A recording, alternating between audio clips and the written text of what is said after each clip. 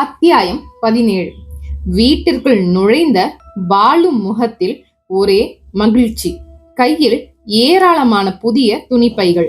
மோகன் எல்லோருக்கும் புதிய துணி எடுத்து கொடுத்திருந்தான். அவ்வளவையும் கீழே வைத்துவிட்டு வித்யாவை பார்த்த பாலு, அக்கா, இப்பதான் மாப்பிள்ளை வீட்டுக்கு போயிட்டு வரேன் என்று ஆரம்பித்தான். எல்லோரும் சரேர் என்று அவனையே பார்த்தனர். நானா ஒன்னும் போகல, மாப்பிள்ளை சார் தான் ஒர்க் ஷாப்புக்கே வந்துட்டாரு, அப்படியே வீட்டுக்கும் கூட்டிட்டு போனாரு. அங்க மாப்பிள்ளையோட அப்பா பரிபூரணமா குணமாயிருந்தாரு. எல்லாம் நம்ம கண்ணன் சார் மருந்தோட கைவண்ணம் தான். அதை பார்த்த எனக்கே ஆச்சரியம். எதற்கெடுத்தாலும் குற்றப்பத்திரிகை வாசிக்கின்ற சித்தி அம்மாவே வாயை மூடிக்கிட்டாங்கன்னா பாத்துக்கோங்களேன். பாலு, நிஜமாவ சொல்ற? நீ சொல்வதை பார்த்தா வித்யாவுக்கு இனி எந்த காலத்திலயும் வலிப்பு வராதா? ஆமாமா, அக்கா இனி வேணும்னு ஆசைப்பட்டாலும் அந்த வியாதி வராது. அதனால தான் மாப்பிள்ளை சாரும் இனி ஒரு நாளை கூட வேஸ்ட் பண்ண நான் தயாரா இல்லைன்னு கல்யாண தேதியை குறிக்க சொல்லிட்டாரு. பாலுவின் உற்சாகமான பேச்சு அந்த குடும்பத்தையே குதூகலப்படுத்தி கொண்டிருக்க, வீட்டுக்கு வெளியே உள்ள மரக்கிளையில் உடம்பை வளைத்தபடி படுத்திருந்த இச்சாதாரி அவ்வளவையும் பார்த்து கொண்டே இருந்தது. அதன் பார்வையில் அப்படி ஒரு கொரூரம். இந்த கல்யாணம் எப்படி நடக்குதுன்னு பாக்குற என்கின்ற வைராகியமான கோபம் அதன் கண்களில் அனலாய் வெளிப்பட்டு கொண்டிருந்தது. அந்த நொடிகளில் மாப்பிள்ளை என்று ஒருவன் இருப்பதால் தானே இவ்வளவு கொண்டாட்டமும். தெருவில் பார்த்தவன் கடிபட்டு பரலோகம் போனது போல மாப்பிள்ளை மோகனையும் பரலோகத்துக்கு அனுப்பிவிட்டால் இச்சாதாரிக்குள் புதுவிதமான முடிவு. அப்படியே மனித உருவில் பரணியாக மாறிய இச்சாதாரி மரத்திலிருந்து கீழே குதித்தான். மோகனை பார்க்க அப்போதே புறப்பட்டும் விட்டான். மோகனின் பங்களா. வெளியே கார் போர்ட்டிகோவில் தயாராக நின்று கொண்டிருந்தது. அதில் அவன் ஏறிக்கொள்ள அருணாச்சலமும் வந்து ஏறிக்கொண்டார். கார் அவர்களுக்கு சொந்தமான நகைக்கடையை நோக்கி கிளம்பியது. கார் பங்களாவை கடக்கும் பரணி கேட் முன் வந்து நிற்கவும் சரியாக இருந்தது. தனது நீல விழிகளால் காருக்குள் மோகனும் அருணாச்சலமும் இருப்பதையும் ஒரு மாதிரியாக பார்த்து விட்டான். கேட்டை இழுத்து மூடப்போன வாட்ச்மேனிடம் அவர்கள் இருவரும் எங்கே கிளம்பி விட்டார்கள் என்று கேட்கும் வாட்ச்மேன் பதில் சொல்லாமல் முறைத்தான். கேக்குறன்ல, சொல்ல மாட்டியா நீ? நீ யாரு? எங்க முதலாளிய பத்தி எதுக்கு கேக்குற? அதுக்கு முதல்ல பதில சொல்லு. நான் அவங்களுக்கு வேண்டியவன். அப்ப உள்ள போய் முதலாளி அம்மா கிட்ட கேள், என் கிட்ட கேட்காத.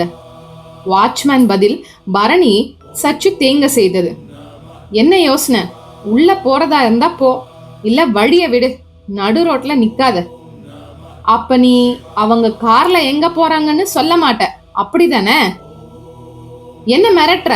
நீ யாருன்னு சொல்லாமலே அவங்க எங்கன்னு கேட்டுக்கிட்டே இருக்கியே. இருந்திருந்து எங்க பெரிய முதலாளி இன்னைக்குதான் சிவன்மலை சாமி ஒருத்தரால பரிபூரணமா குணமாயிருக்காரு. இன்னைக்கு போய் இங்க வந்துகிட்டு அவங்க எங்க போறாங்கன்னு கேட்டா என்ன அர்த்தம்? வாட்ச்மேன் சொன்னது ஒரு ஊசியாக பரணிக்குள் ஏறிடுச்சு. என்ன சொன்ன நீ? சிவன்மலை சாமி இங்க வந்து உங்க பெரிய முதலாளியை குணப்படுத்தினாரா? ஆமாம். நீ வாய புடுங்காம புறப்படுற வழிய பார். நானும் சிவன்மலையிலிருந்து வர ஒரு சாமி தான். என்ன அந்த சாமி முந்திக்கிடுச்சா? பரணி சொன்னதை கேட்டு சிரித்த வாட்ச்மேன், யோ, நல்ல நேரத்துல இடத்த காலி பண்ணியா? ஜோக் அடிக்காத. பார்க்க இள வயசு வடநாட்டுக்கார மாதிரி இருந்துகிட்டு சிவன்மலை சாமின்னு என்கிட்டயே புழுகுறியா? இல்ல, நானும் சிவன்மலை தான். நான் சாமி கூட இல்ல, இச்சாதாரி. நீ யாரா இருந்தா என்ன? இடத்த காலி பண்ணு. நம்ப மாட்டியா? இப்ப பார். பரணி அடுத்த சில நொடிகளில் அவன் முன் தன் அசலான பாம்பு ரூபத்தை காட்டியபடி நிற்க வாட்ச்மேன் பதறி போனான். ஓடிப்போய் கைத்தடி ஒன்றை எடுத்து கொண்டவன் பாம்பை அடித்து விடுவது போல் பார்க்க பரணி திரும்பவும் தன் மனித வடிவத்தை அடைந்தான். கண்களிலும் ஒரு சிவப்பு, மூச்சு காற்றில் வேகமும் உஷ்ணமும். வாட்ச்மேனுக்கு உடம்பு நடுங்க தொடங்கிவிட்டது. அவன் இந்த மாதிரி ஒரு காட்சியை சினிமாவில் கூட பார்த்ததில்லை.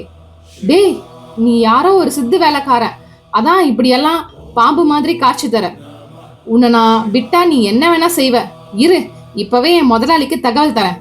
வாட்ச்மேன் திரும்பி சென்று தன் கூண்டுக்குள் இருக்கும் தொலைபேசியை கையில் எடுத்து எண்களை வேகமாக சுழற்ற தொடங்கினான். சில எண்களை தான் சுழற்றி இருப்பான். அதற்குள்ளாகவே ஹா என்று அலறியவன் காலடியில் பரணியின் அசல் சொரூபம். அவனது விஷம் அந்த வாட்ச்மேன் கால் வழியாக விறுவிறுவென்று மேலேற தொடங்கியது. அப்படியே கூண்டை விட்டு தடுமாறிக்கொண்டே வெளியில் வந்தவன் சுருண்டு விழுந்தான். பரணியும் நிமிர்ந்து மனித வடிவில் எழுந்தவன் இனி அங்கே இருப்பது தனக்கு ஏற்றதில்லை என்கின்ற மாதிரி நடக்க ஆரம்பித்தான். ஒரு அரை மணி நேரம் கழிந்திருக்கும். பால்கனி பக்கமாக வந்த சகுந்தலா யதார்த்தமாக பங்களா மெயின் கேட் பக்கம் வந்தாள். கேட்டுக்கு அருகில் வாட்ச்மேன் விழுந்து கிடப்பதை பார்த்தவளுக்கு பகீரென்றது. அண்ணே என்று ராமச்சந்திரனை அழைத்தபடி மேலிருந்து இறங்கி மெயின் கேட் நோக்கி ஓடத் தொடங்கினாள். கேட்டை நெருங்கியவளுக்கு தூக்கி வாரி போட்டது. விசுவாசமிக்க வாட்ச்மேன் நீளத்தில் தோய்த்து எடுக்கப்பட்டவன் போல பிணமாக தரையில் கிடந்தான். பின்னாலேயே வந்த ராமச்சந்திரன் பார்த்த மாத்திரத்தில், வாட்ச்மேனை நல்ல பாம்பு கடிச்சிருக்கு சகுந்தலா, அதான் உடம்பு நீளம் பாரிச்சிருக்கு என்றார். என்னென்ன இது, இங்கெங்க வந்துச்சு பாம்பு? வராமலா செத்து கிடக்குறான்? இப்ப என்ன பண்ண? தப்போ சரியோ போலீஸுக்கு தகவல் கொடுக்கறது தான் நமக்கு நல்லது. போலீஸுக்கா? ஏன் பயப்படுற? இது சாதாரணமான மரணமா இருந்தா போக தேவையில்லை. உடம்பு நீளம் பாரிச்சிருக்கத பார். சுடுகாட்டுல எரிக்கிறதுக்கு முந்தி டாக்டர் சர்டிபிகேட் கேட்பாங்க. அது சரின்னு போலீஸ் நம்மள போட்டு கொடைஞ்சா நம்ம கொடைய என்ன இருக்கு? நடந்ததை சொல்லுவோம். காவல் காத்துக்கிட்டு இருக்கும்போது பாம்பு வந்து கடிச்சதுக்கு நான் என்ன செய்ய முடியும்? இல்ல நீதான் என்ன செய்ய முடியும்? ராமச்சந்திரன் கொஞ்சம் கூட தயக்கமோ மிரடலோ இன்றி பேசினார். அவரே அங்கிருந்து போனும் செய்தார்.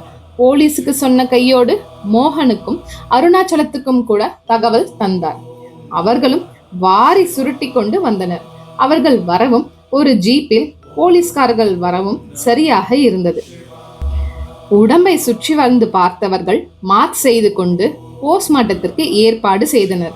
பின் பங்களா தோட்டத்தை ஒரு பார்வை பார்த்தனர். அருணாச்சலம் வாட்ச்மேனின் நீளம் பாரித்த உடம்பை பார்த்து கண்களை கசக்கி கொண்டார்.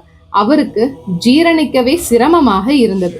போலீஸ்காரர்களில் ஒருவர் மட்டும், நேத்து தான் இதே மாதிரி ஒரு பணத்தை நடு ரோட்ல இருந்து அகற்றினோம். இப்ப இங்க அந்த பணம் எவ்வளவு நீல நிறமா இருந்ததோ அதே அளவுக்கு இதுவும் இருக்கிறத பார்த்தா பயங்கரமான ஒரு விஷப்பாம்பு சிட்டிக்குள்ள நடமாடிட்டு இருக்கிற மாதிரி தான் எனக்கு தோணுது என்றார். நல்ல வேளை மோகனையோ இல்லை அருணாச்சலத்தையோ சந்தேகப்பட்டு குடையவில்லை.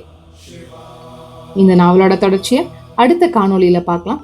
வாழிய செந்தமிழ் செம் மொழியாய்.